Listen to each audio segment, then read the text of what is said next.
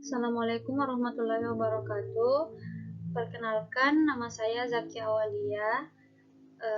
Pada kesempatan kali ini saya akan menjelaskan materi tentang persepsi, ujaran, dan kognisi.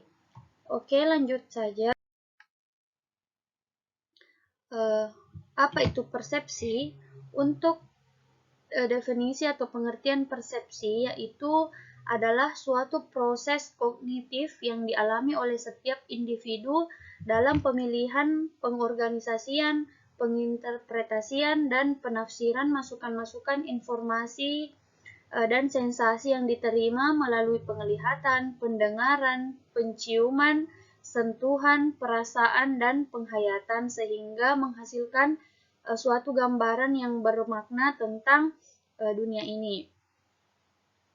Jadi persepsi itu sebenarnya singkatnya adalah apa yang lahir dari pemikiran seseorang tersebut yang diterima atau di mana informasi itu diterima melalui indera yang ada pada dirinya, seperti penglihatan, pendengaran, penciuman, sentuhan, dan perasaan.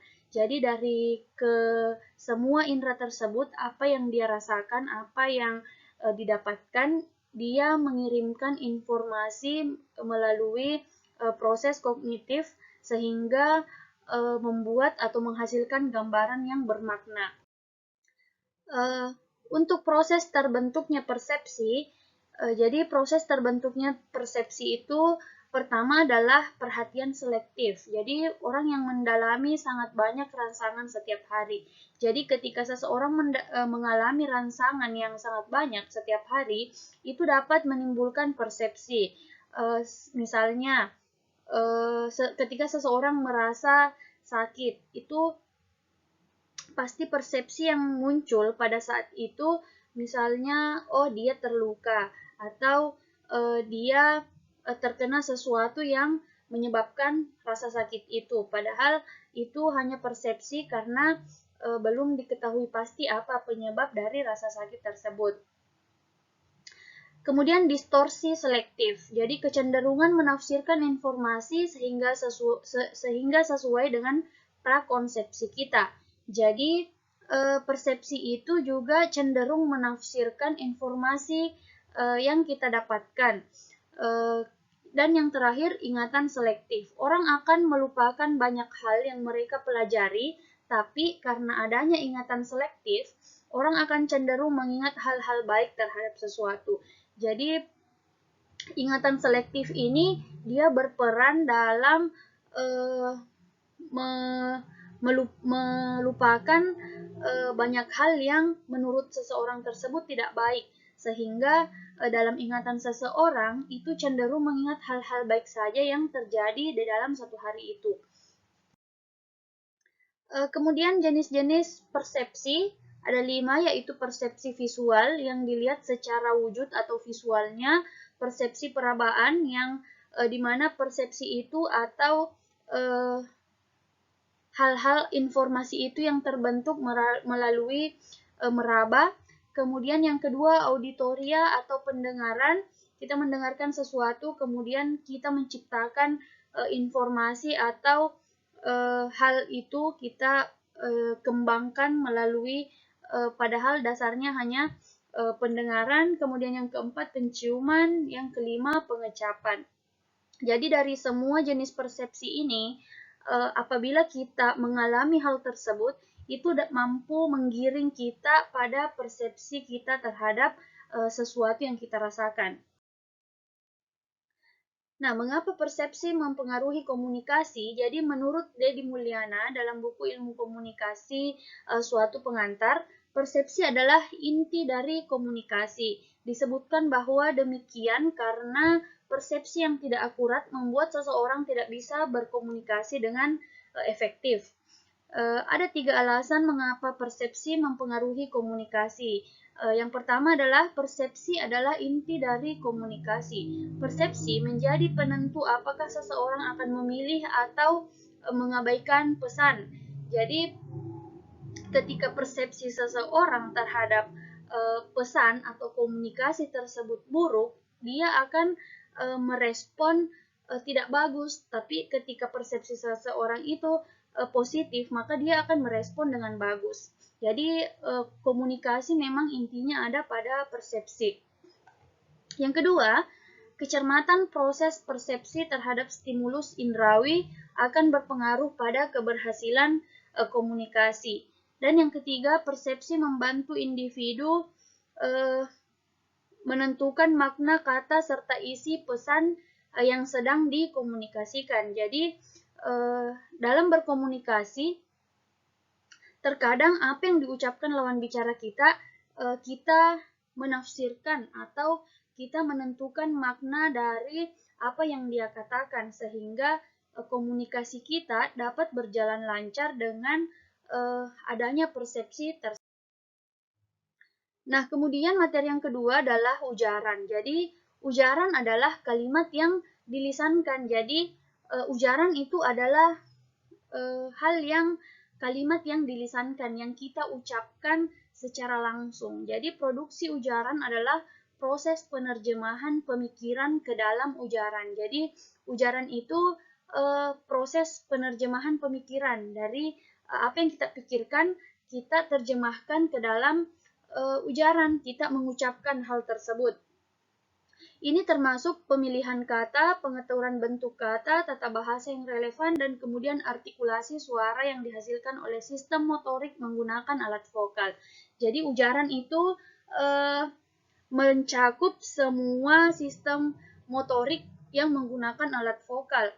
Karena pada umumnya dan seperti yang kita tahu, ujaran adalah bagaimana kita mengungkapkan kalimat tersebut menggunakan lisan. Jadi bagaimana kita memilih tata bahasa, bagaimana kita memilih artikulasi agar orang tidak salah paham. Kembali lagi bahwa ketika kita mengeluarkan kosakata yang tidak relevan atau yang tidak sesuai tata bahasa, itu akan menimbulkan persepsi yang tidak bagus bagi lawan pembicara.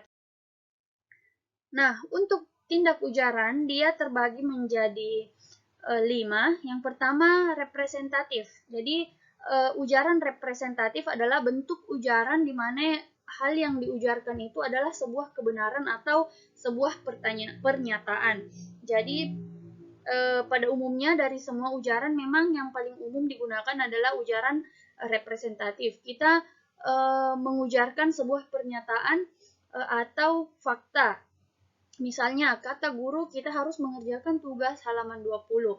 Nah, itu adalah sebuah fakta yang diujarkan oleh si pembicara. Yang kedua, dediktif adalah ujaran yang bertujuan agar pendengar melakukan sesuatu. Misalnya, ayo dimakan kuenya. Nah, itu lawan bicara kita akan melakukan sesuatu dari ujaran tersebut.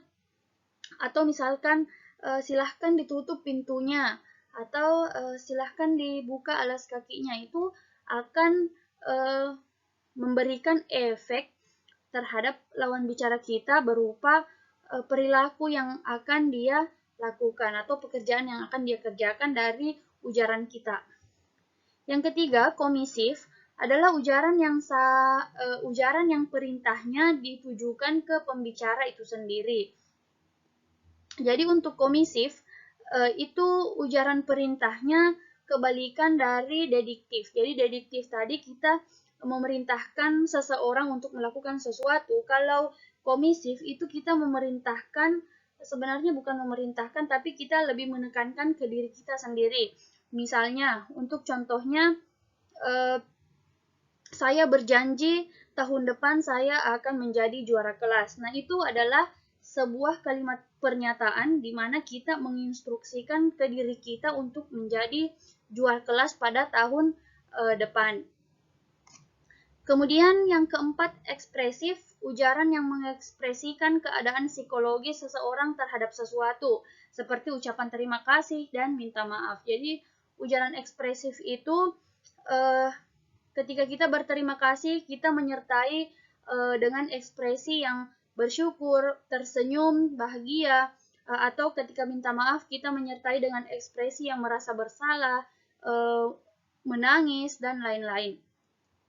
Untuk deklarasi yang terakhir adalah ujaran deklarasi, ujaran yang mengungkapkan adanya keadaan baru yang muncul karena ujaran tersebut. Jadi deklarasi itu semacam kita mendeklarasikan sesuatu ke lawan bicara kita. Misalnya, mulai hari ini saya adalah ketua kelas. Jadi itu kita mendeklarasikan bahwa hari ini kita adalah ketua kelasnya. Kemudian kognisi. Jadi materi yang terakhir ini adalah kognisi. Jadi kognisi adalah proses mental yang terjadi mengenai sesuatu yang didapatkan dari kegiatan berpikir tentang seseorang atau sesuatu. Jadi kognisi ini terproses di dalam otak. Jadi kognisi ini adalah proses mental yang terjadi atau diproses dalam otak sehingga memperoleh pengetahuan dan memanipulasi pengetahuan melalui aktivitas mengingat, menganalisis, memahami, menilai, menalar, membayangkan, dan berbahasa. Kapasitas atau kemampuan kognisi bisa diartikan sebagai kecerdasan atau intelijensi. Jadi, ketika kapasitas kognisi seseorang itu tinggi, maka kecerdasannya bisa dipastikan juga tinggi. Jadi kognisi itu berhubungan dengan kecerdasan. Namun daripada itu kognisi dapat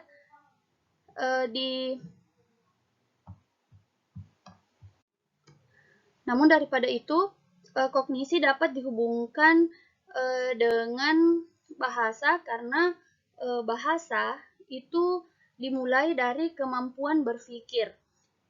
Proses kognitif menggabungkan antara informasi yang diterima melalui indera tubuh manusia dengan informasi yang telah disimpan di ingatan jangka panjang. Kedua informasi tersebut diolah di ingatan dan berfungsi sebagai tempat pemrosesan informasi. Kapabilitas pengolahan dibatasi oleh kapasitas ingatan kerja dan faktor waktu. Jadi kognisi ini kemampuan kognitif seseorang dipengaruhi oleh batas jangka waktu atau ingatan kerja. Jadi orang cenderung mengingat hal-hal baik ketimbang hal-hal yang buruk. Itu adalah proses kognisi. Jadi dalam linguistik semua bahasa yang keluar dari lisan seseorang itu dimulai dari kognisi atau proses berpikir seseorang. Kemudian dari hal itu muncullah persepsi, kemudian persepsi itu yang diucapkan atau menjadi ujaran seseorang. Ya itulah tadi yang sempat saya jelaskan tentang materi persepsi, ujaran, dan kognisi. Adapun penjelasan yang kurang jelas mohon dimaafkan, kalaupun ada kesalahan mohon dimaafkan, dan terima kasih telah menonton video ini. Wassalamualaikum warahmatullahi wabarakatuh.